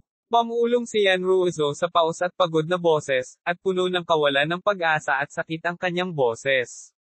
Ipinikit niya ang kanyang mga mata at sinubukang takasan ang kalupitan ng katotohanan, ngunit ang kanyang iniisip ay napuno lamang ng figure ni Qin Yu. Naalala niya ang sandali na nagkita sila, ang panahong magkasama sila, at ang hindi mabilang na beses na nag-away silang magkatabi. No BES. Minsan naisip ni Yan Ruozo na ang kanilang kinabukasan ay puno ng pag-asa, ngunit ngayon ang lahat ay naglahong parang bula. Parang hiniwa ng talim ang puso niya, at halos hindi na siya makahinga dahil sa matinding sakit. Qin Yu, nangako ka sa akin na lagi mo akong paprotektahan. Hindi mo ako hahayaang mag-isa at hinding-hindi mo ako iiwan. Paus na sigaw ni Yan Ruozo, puno ng walang katapusang kalungkutan at kawalan ng kakayahan ang kanyang boses. Ang kaninang nagniningning na ngiti niya ngayon ay nawala, napalitan ng mga mata na puno ng walang katapusang luha. Pakiramdam niya ay itinapon siya sa isang bangin, hindi makahanap ng anumang suporta o aliw. Si Yan Ruozo ay mahinang bumagsak sa lupa. Marahas na nanginginig ang katawan niya na parang babagsak na siya. Sumakit ang puso ni Uncle Yan habang nakatingin sa gilid, ngunit hindi niya alam kung paano ito aaliwin. Walang makaalis sa kawalan. Si Qin Yu ay walang pagbubukod. Hindi mamamatay si Qin Yu. Lagi siyang nakakagawa ng mga milagro. Naniniwala ako sa kanya. Biglang nagtaas ng ulo si Yan Ruozo. Duguan ang mga mata niya na para bang nasa bingit ng pagbagsak. Cebu City. Sa susunod na sandali, biglang sumambulat ang katawan ni Yan Ruozo na may napakalakas na layuning pumatay. Malamig niyang tiningnan si Uncle Yan at sinabing, sino ang gumawa nito? Hindi ito nang ahas na itago ni Tio Yan at mabilis na sinabi, sila ang dalawang elder ng pamilya Yao. Yao family, kinagat ni Yan Ruozo ang kanyang mapupulang labi gamit ang kanyang malaperlas na puting ngipin. Sa sobrang lakas niya, napakagatlabi pa siya. Tumalikod siya at umalis. Nagmamadaling nagtanong si Tio Yan mula sa likuran, Miss Yan, saan ka pupunta? Hindi ka maaaring padalos-dalos tungkol dito. Gayunpaman, hindi siya pinansin ni Yan Ruozo at iniwan kaagad ang Mount Donghuang. Walang choice si Tio Yan kundi sumunod. Dumating si Yan Ruozo sa pangunahing tuktok ng pamilya Yan at dumiretso sa Yan Chances Cultivation Mountain. Ang mga matatandang lalaki na nagbabantay sa Cultivation Mountain ay nagmamadaling pinahinto si Yan Ruozo at Yumoko. Saintes, hindi pinahihintulutan ng banal na Panginoon ang sinuman na makagambala sa kanya kapag naiintindihan niya ang Tao. Dapat mong mawala. Ang nakakapanghinayang boses ni Yan Ruozo ay walang pakundangan na hamarang sa kanila. Ibinuko ng dalawang matatandang lalaki ang kanilang mga bibig, mukhang labis na nababagabag. Umiling si Uncle Yan at sumenyas na paalisan siya. Papasukin mo siya. Sa sandaling ito, ang boses ni Yan Tianchi ay nagmula sa bundok. Mabilis na naglakad ang dalawang matanda at magalang na tumayo sa gilid. Mabilis na umakyat si Yan Ruozo sa bundok at nakarating sa harap ni Yan Tianxi sa isang iglap. Sa sandaling ito, umiinom ng tsaa si Yan Tianxi. Tinampot niya ang tasa at walang pakialam na sinabi, "Ano ang problema? Bakit ka nababalisa? Gusto kong magdeklare ng digmaan sa pamilya Yao." Malamig na sabi ni Yan Ruozo. Nang marinig ito, iniluan ni Yan Tian ang tubig na kakapasok lang sa kanyang bibig. Pinunasan niya ang bibig niya at sumimangot. "Alam mo ba ang sinasabi mo?" Tinaktan nila si Qin Yu. "Kailangan ko silang patayin." Nagngangalit si Yan Ruozo. Siyempre, alam ni Yan Tianxi na si Qin Yu ay ipinadala sa kawalan. Gayunpaman, hindi siya nasisiyahang marinig ang mga salita ni Yan Ruozo. Bilang saintes ng pamilya Yan, tiyak na hahabulin mo ang posisyon ko sa hinaharap at mamumuno sa buong pamilya Yan. Bilang Saint Lord, hindi ka dapat maapektuhan ng iyong emosyon, malamig na sabi ni Yan Tianxi. Medyo malungkot na sinabi ni Yan Ruozo, "Hindi ako kailanman naging interesado sa posisyon ng Holy Lord. Sa pagkamatay ni Qin Yu, tiyak na hindi ako magpapatuloy ng mag-isa. Ngunit bago iyon, kailangan kong bayaran ang pamilya Yao." Lalong lumalim ang pagkunot ng noo ni Yan Tianxi. Alam niya ang ugali ni Yan Ruozo, at hindi ito nagbibiro. Kaya, kahit bilang banal na Panginoon ng pamilya Yan, nagpakita siya ng labis na pag-iingat sa sandaling ito. "Ruozo, huminahon ka. Kapag nagsimula ng digmaan ang pamilya Yan at pamilya Yao, dapat mong malaman kung ano ang ibig sabihin nito," sabi ni Yan Tianxi sa malalim na boses. Biglang tumawa si Yan Ruozo. Lumingon siya kay Yan Tianxi at yumuko. "Holy Lord, masyado akong impulsive. Pasensya na." Natigilan si Yan Tianxi. Tila hindi niya inaasahan na sasabihin ni Yan Ruozo ang ganoong bagay. "Sa lahat ng ito, lubos akong nagpapasalamat sa pamilya Yan sa pag-aalaga sa akin, lalo na sa iyo. Itinuring mo akong parang sarili mong anak. Lagi kong tatandaan ang kabaitang ito." Yumuko muli si Yan Ruozo. Pagkatapos sabihin ito, yumuko siya ng 3 beses kay Yan Tianxi bago siya tumalikod para umalis. Napatulala si Yan Tianxi. Mula nang dumating si Yan Ruozo sa pamilya Yan, hindi pa siya nagsasalita ng ganito. 2168 The Furious Yan Ruozo. Habang pinagmamasdan niya ang pag-urong ng figure ni Yan Ruozo, na puno ng pag-aalinlangan at hindi maipaliwanag na emosyon ang kanyang puso. Gayunpaman, hindi nag-overthink si Yan Tianxi. Naisip niya na pagkatapos mawala si Qin Yu, inilalabas ni Yan Ruozo ang kanyang emosyon sa kanila. Sa makatuwid, ipinikit ni Yan Tianxi ang kanyang mga mata at nagpatuloy sa paglilinang. Ngunit pagkaraan ng ilang sandali, biglang iminulat ni Yan Tianxi ang kanyang mga mata. Hindi. Ang ekspresyon ni Yan Tianxi ay nagbago ng husto. Naalala niya ang mga salita ni Yan Ruozo at biglang may naramdamang hindi tama. Kasunod nito, si Yan Tianxi ay nang-ahas na huwag mag-aksaya ng anumang oras. Mabilis siyang umalis sa Cultivation Mountain at dumiretso sa pamilya Yao. Sa sandaling ito, nakarating na si Yan Ruozo sa main gate ng pamilya Yao sa pamamagitan ng teleportation formation. Nakatayo siya roon na may malamig na ekspresyon, at ang layuning pumatay na lumabas sa kanyang katawan ay mas nakakatakot sa sukdulan. Demand be starred, nagngagat ang ngipin ni Yan Ruozo at humakbang papasok sa pamilya Yao. Natural na hindi pipigilan ng pamilya Yao ang saintes ng pamilya Yan, kaya madaling pumasok si Yan Ruozo sa pamilya Yao. Habang hinahanap niya si Yao Qi, nagkataon na nabangga niya si Yao Shi. Saintes Yan. Nang makita ni Yao Shi si Yan Ruozo, mabilis siyang naglakad. Saintes Yan? Bakit bigla kang? Nakangiting sabi niya. Boom! Gayunpaman, biglang pinalo ni Yan Ruozo ang kanyang palad bago pa matapos magsalita si Yao Shi. Ang hampas ng palad na ito ay walang katulad na nakakatakot. Ang puwersa ng palad ay pumutok na parang isang mabangis na bagyo, na bumubulusok ng may napakalaking kapangyarihan, na nagdulot ng walang katapusang hangarin at galit na pagpatay habang walang awa itong hamampas kay Yao Shi. Naramdaman ni Yao Shi na lumabo ang kanyang paningin. Hindi siya makapag-react sa oras at may taas lamang ang kanyang mga braso para harangin ang nakakatakot na puwersa ng palad na ito. Boom! Bumangga ang puwersa ng palad sa depensa ni Yao Shi, at ang marahas na epekto ay agad na kumalat sa buong mansyon ng pamilya Yao. Ang walang pagtatanggol na si Yao Shi ay agad na pinalipad. Ang kanyang katawan ay itinulak pabalik na parang umiikot na tuktok, na bumagsak sa ilang mga haligi na magkasunod. Sa huli, bumagsak siya ng husto sa lupa at tumalsik ng isang subo ng dugo. Or Alpha Naira BE section. Ang lahat mula sa pamilyang Yao ay natigilan sa biglaang pangyayari at hindi makapaniwalang nakatingin kay Yan Ruozo. Yan Ruozo, anong ginagawa mo? Pumangon si Yao Shi mula sa lupa at pinunasan ng dugo sa gilid ng kanyang bibig habang siya ay sumisigaw ng malakas. Gayunpaman, isa lang ang nasa isip ni Yan Ruozo sa sandaling ito, at iyon ay ang paghihiganti kay Jin Yu. Hindi niya pinansin si Yao Shi at itinaas ang kanyang mga kamay para i-circulate ang kanyang internal chi. Ang mga mata ni Yan Ruozo ay naging malamig at matalim. Itinaas niya ang kanyang mga kamay, at isang bola ng nakasisilaw na liwanag ang natipon sa kanyang mga palad.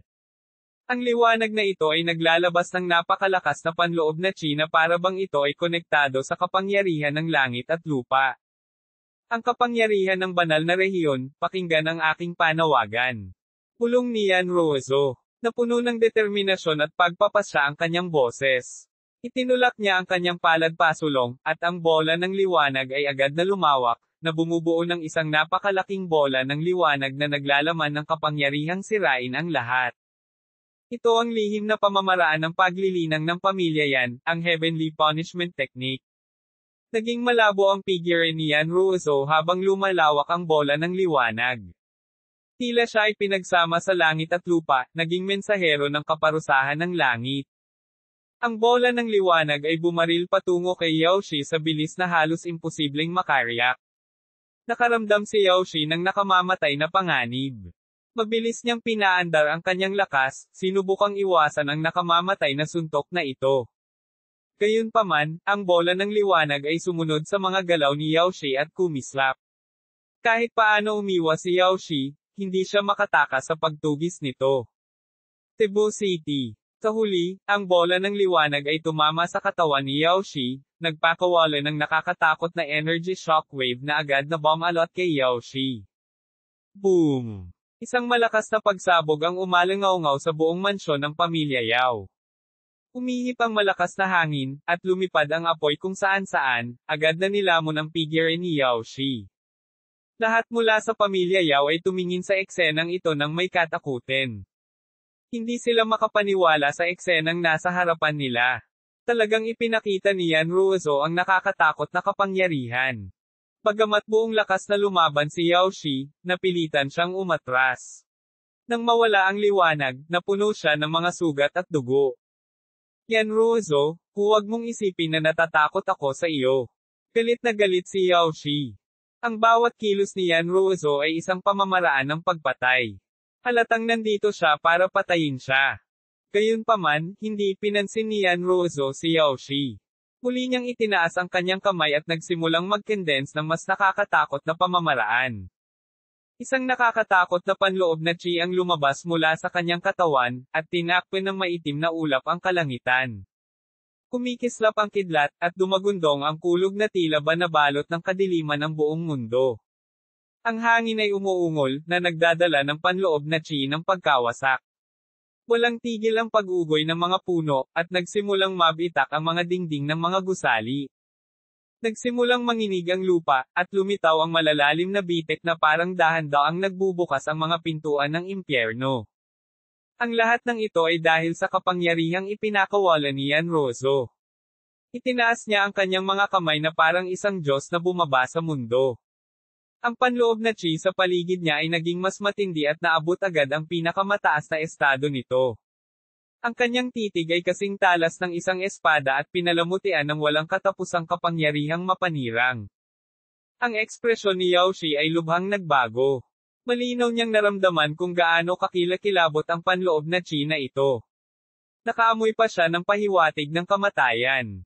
Sa kritikal na sandaling ito, isang malaking kamay ang biglang nagunat at idiniin sa direksyon ni Yan Ruozo. Sa isang iglap, ang lahat ng panloob na chi ay nawala, at ang paligid ay agad na bumalik sa kanilang katahimikan. Pagtingin sa itaas, si Yao Qi iyon.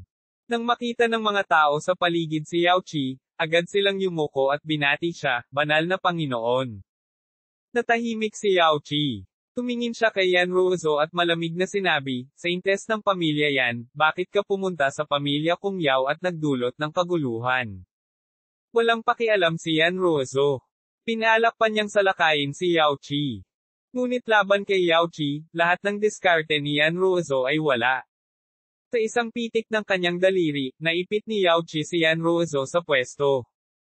Yan Ruozo, huwag masyadong lumayo. Gumisi si Yao Qi. Si Yan Ruozo ay parang nabaliw. Tinitigan niya si Yao Qi at biglang sumigaw, gusto kong magdeklare ng digmaan sa iyong pamilyang Yao. Papatayin ko ang lahat sa iyong pamilyang Yao. Malamig ang ekspresyon ni Yao Qi. Agad niyang naintindihan ang intensyon ni Yan Ruozo. Ang paglalakbay na ito ay malinaw na upang maghaiganti para kay Qin Yu. Alisin mo muna siya at hayaan siyang kumalma, malamig na sabi ni Yao Qi. Sa sandaling ito, isa pang figure ang bumaba mula sa langit. Naging estranghero pa ang kapaligiran sa hitsura ng taong ito. Banal na Panginoon yan. Lumakad pasulong si Yao Qi bilang kilos ng pagbati. Ikinaway ni Yan Tianchi ang kanyang kamay at tinanggal ang mga sandal kay Yan Ruozo. Pagkatapos ay tumingin siya kay Yao Qi. Banal na Panginoon yan, tinulungan ka ng aking pamilyang Yao na alisin si Qin Yu. Ayos lang kung hindi ka magpasalamat sa akin, ngunit pumunta ka sa aking pamilyang Yao at sinaktan ang aking banal na anak. Anong low ika ito? Sa sandaling ito, ang dalawang matanda ng pamilya Yao ay biglang nag-walk out. Ang dalawang taong ito ay ang dalawang matatandang lalaki na nagpadala kay Qin Yu sa kawalan. Bahagyang kumunot ang noo ni Yan Tianchi at sinabing, ang bagay kay Qin Yu. Ginawa mo ba? Medyo may pagmamalaki na sinabi ng dalawang matanda, tama. Kaming dalawa ang gumawa ng hakbang. Nang marinig ito, nagalit si Yan Ruozo at lalo pang nabalisa. Natahimik si Yan Tianchi. Tumingin siya kay Yao Qi at bumulong, Holy Lord Yao, pwede ba tayong mag-usap ng pribado? 2,169 na duo paglabas sa pag-iisa.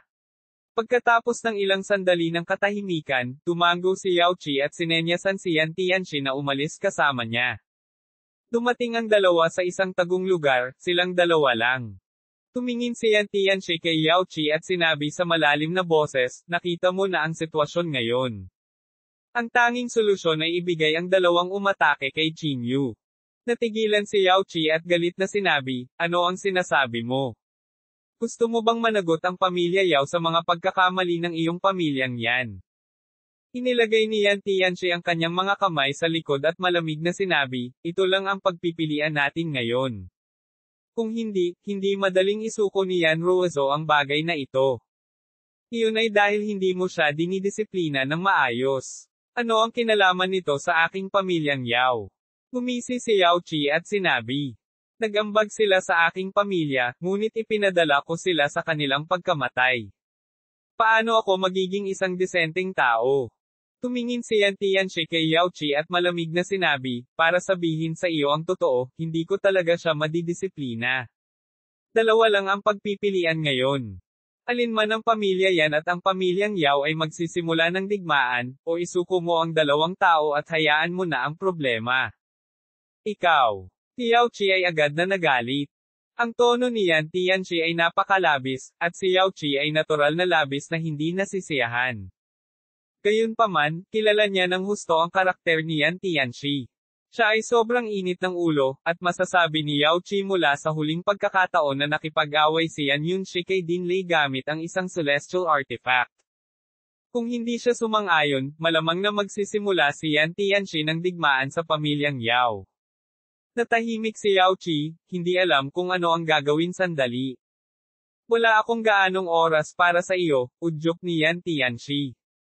Kung hindi natin mapawi ang galit ni Yan Ruozo, isa itong kapahamakan para sa ating dalawa. Hinding-hindi ko ibibigay ang kompletong bloodline ng aking pamilyang Yan para sa kapakanan ng iyong pamilyang Yao. Matagal na tahimik si Yao Qi. Sa wakas, bumantong hininga siya at sinabing, kaya kung gawin ang sinabi mo, ngunit tiyak na hindi mo ako mapipilitang ibigay sa kanila. Bibigyan kita ng pagkakataong patayin sila. Sa wakas ay lumuwag ang ekspresyon ni Yan Tianchi. Bahagyang tumango siya at sinabing, sige, hindi ko hahayaang magsakripisyo ang iyong pamilya yaw ng walang kabuluhan. Kunin mo na lang dahil ako, Yan Tianchi, ay may utang na loob sa iyo. Pagkasabi nito, tumalikod si Yan Tianchi at umalis. Hinailan niya si Yan Ruozo at sinabing, tara na. Ayoko. Paano madaling sumang-ayon si Yan Ruozo? Mamantong hininga si Yan Tianchi at sumigaw, tumigil ka na sa kalokohan. Pagkatapos sabihin iyon, hinawakan niya si Yan Ruozo at tumalikod para umalis. Nang makita ito ng mga miyembro ng pamilyang Yao, hindi nila napigil ang mapaungol ng malamig. Lalo na yung dalawang matanda. Nagtawanan sila at sinabing, pumunta ka sa pamilya Yao para manggulo. Sa tingin mo ba ay pinapaboren kang anak ng langit? Habang nagpupumigla si Yan Ruozo, inilabas siya ni Yan Tianchi sa pamilya Yao. Huminto lang si Yan Tianchi pagkatapos nilang maglakad ng malayo. Ngunit sa sandaling ito, naiiyak na ni Yan Ruozo ang kanyang puso, tumutulo ang mga luha sa kanyang mukha. Tumingin siya kay Yan Tianchi at bumulong, I'm sorry, but I. Lumingon si Yan Tianchi kay Yan Ruozo at malamig na sinabi, papatayin ko ang 2 taong umatake kay Jin Yu. Ito ang pinakamagandang solusyon na maibibigay ko sa iyo. Itinaas ni Yan Ruozo ang kanyang ulo at tulalang tumitig kay Yan Tianchi. Nangingilid ang mga luha sa kanyang mukha, at hindi makayanan ni Yan Tianchi na tingnan ang kanyang mukha. Alam kong hindi nito mapawi ang iyong galit, ngunit kung gusto mo talagang atakihin ang pamilya Yao, magtrabaho ng husto at lumago. Kapag maaari mong pangasiwaan ang buong pamilya yan, ang posisyon ng banal na Panginoon ay ibibigay sa iyo, dahan-dahang sabi ni Yan Tianchi, no s. Nanginginig ang mga labi ni Yan Ruozo habang tahimik na tumango. Naunawaan niya ang masusing pagsisikap at inaasahan ni Yan Tianchi. Kinagat ni Yan Ruozo ang kanyang mga ngipin at pilit na pinipigilan ang galit at sakit sa kanyang puso. Alam niya na kailangan niyang lumago at maging mas malakas para makamit ang layunin sa kanyang puso. Tumingin si Yan Tianchi kay Yan Ruozo, bumantong hininga, at sinabing, sige, bumalik na tayo. Tandaan mo, malayo pa ang lalakbayin mo. Ano man ang mangyari, lagi akong nasa tabi mo. Uwi. Sa Thunder Courtyard, matagal nang walang sinabi si Dean Lei nang marinig ang balita. Tumingin siya sa langit at bumulong, talaga bang ayaw mong iligtas ang iyong anak? Walang tugon sa kanyang mga sinabi. Tumingin siya sa malayo at tuluyang nagpakawala ng mahabang buntong hininga. Maging si Dean Lei ay hindi inaasahan na makakatagpo si Jin Yu ng ganoong sakuna sa landas ng mabituing kalangitan. Nang umulan, bumuhos. Nagkataon, ang panloob na Chini Juwo ay naanod mula sa hindi kalayuan. Bahagyang nagbago ang ekspresyon ng mukha ni Dean Lei, at agad siyang nakaramdam ng kaba. Di man it, bulong ni Dean Lei sa sarili. Sa karakter ni Juwo, kung alam niya ang tungkol dito, malamang na baligtarin niya ang mundo. Nang haharange na ni Dean Lei ang balita, si Juwo ay tuwang-tuwa na pumasok. Mabilis siyang lumapit sa mga bisig ni Dean Lei at sinabi, hinawakan ang kanyang balbas, matanda, na-miss mo ba ako? Mapait na ngumiti si Dean Lei at sumama na lang sa kanila, oo, na-miss ka ng buong Thunder Courtyard. Bakit? Nasira mo na ba? Isang buhok na lang ang layo ko sa pagiging tunay na santo, pagmamalaki ni Juwo. Marahil ay makakapasok na ako sa True Saint Realm sa loob ng ilang araw. Sa puntong ito, misteryosong sinabi ni Juwo, higit pa rito, naintindihan ko na ang higit sa kalahati ng kapangyarihan ng Purple Cloud Pearl. Kapag tumuntong ako sa True Saint Realm, tiyak na magiging invincible ako. Nagulat na sabi ni Dean Lei, totoo ba iyon? Paano ito magiging peke? Sa oras na iyon, susundan ko si Jin Yu para labanan ang kalokohan *T-siyam na dakilang maharlikang pamilya.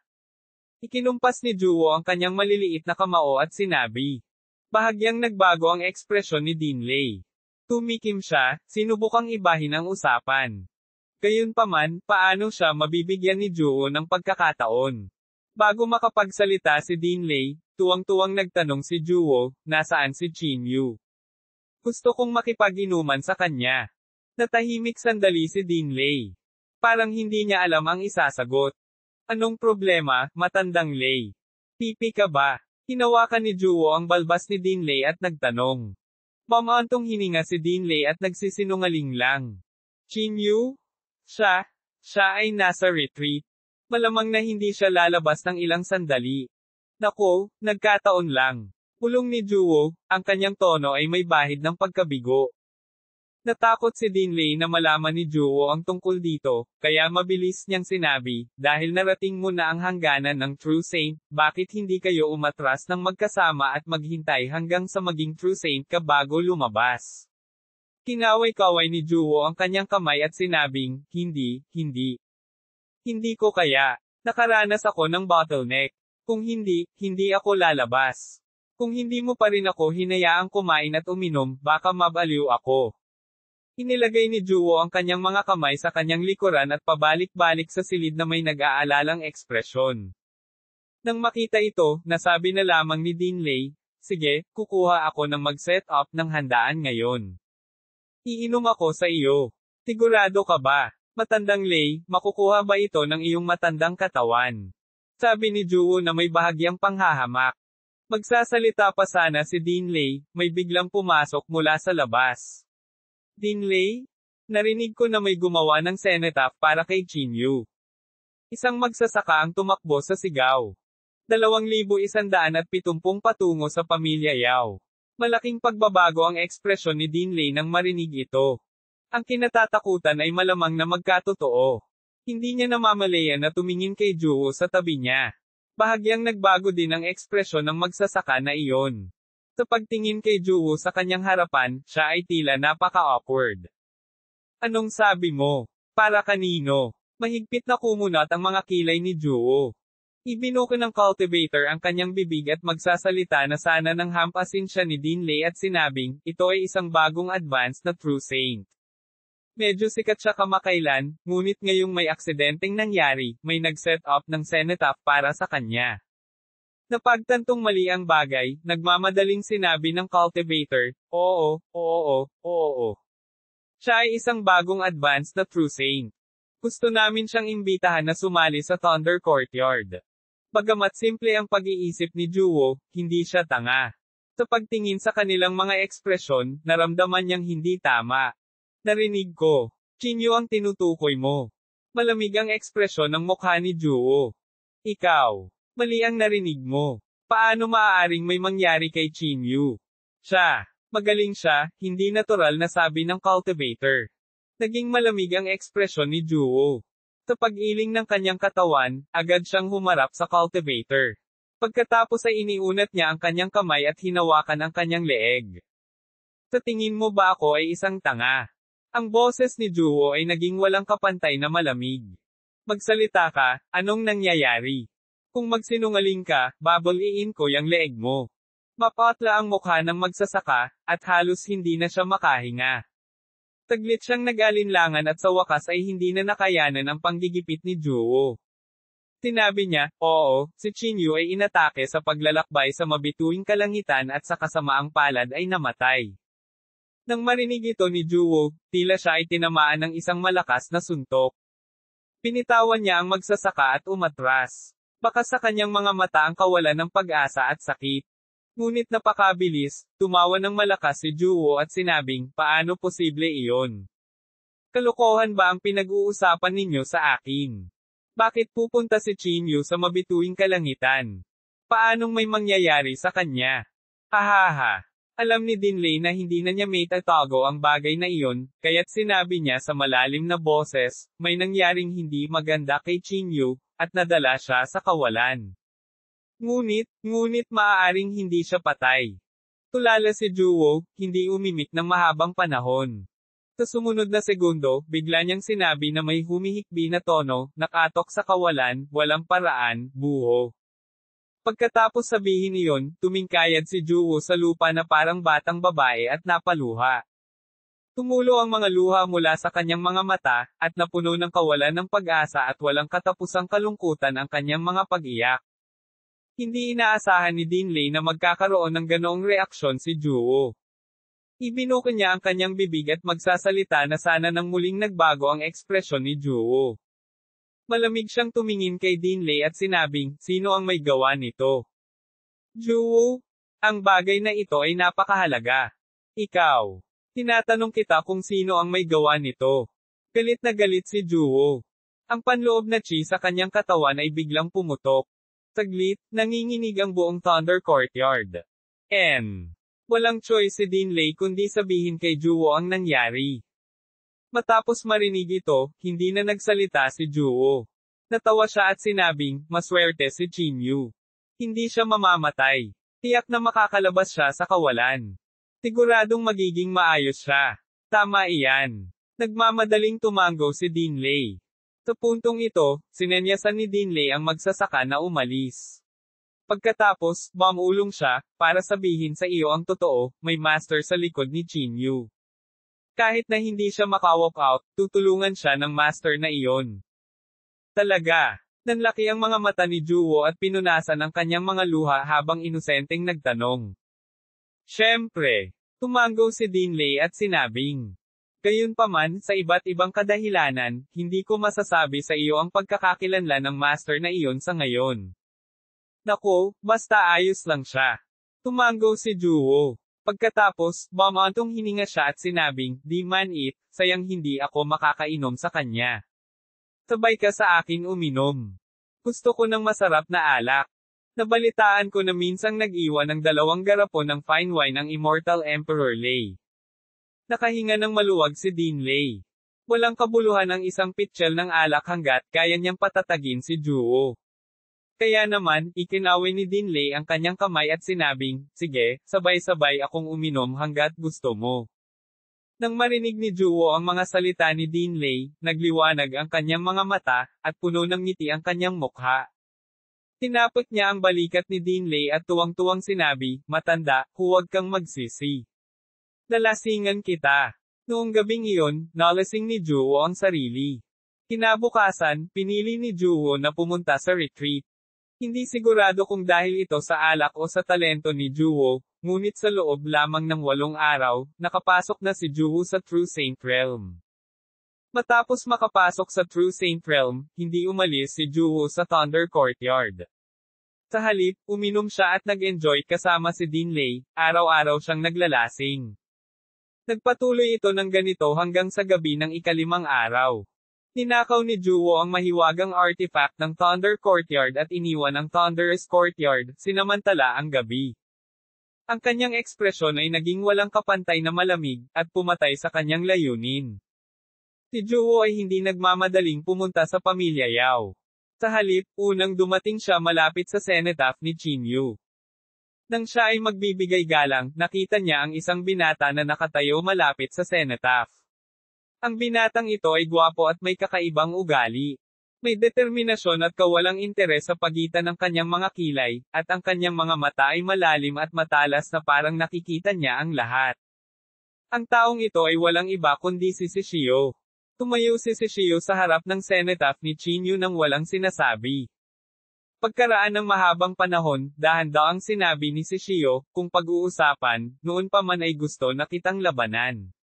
Hindi ko mapapatunayan na ako, Shishio, ang numero 1 magulong katawan kung mamatay ka. Baka sa tono niya ang pag-aatubili at panghihinayang. Sa huli, umupo si Shishio sa tabi ng cenotaph at dahan-daang umalis pagkaraan ng mahabang panahon.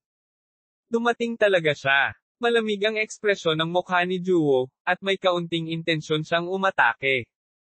Ngunit pagkaraan ng ilang sandali, sa wakas ay sumuko na si Juwoo. Lumapit siya sa cenotaph at tiningnan ang 2 salitang, Chinyu, na nakaukit sa lapida. Hindi maiwasang maging malabo ang mga mata niya. Hindi ba't sinabi nila na ang isang hamak ay tatagal ng 1,000 taon? Paano ka mamamatay ng ganoon lang? Pulong ni Juwoo. Umupo siya sa harap ng libingan at bumulong tungkol sa nakaraan. Paminsan-minsan, tumatawa siya ng malakas at patuloy na umiiyak.